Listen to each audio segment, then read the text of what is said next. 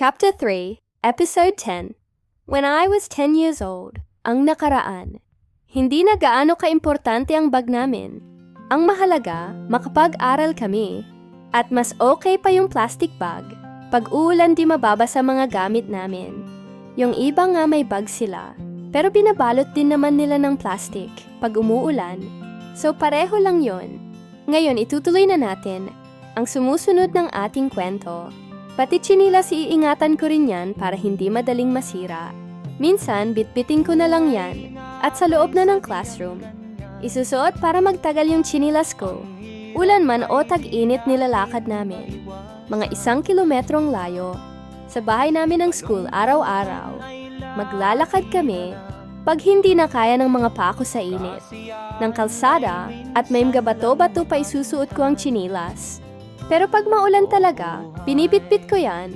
Baka masira, sanay naman akong nakapaalang. Dito nagtatapos ang ating kwento ng Chapter 3 na may 10 episodes. Abangan ang Chapter 4. Maraming salamat, ang inyong Ate Melby.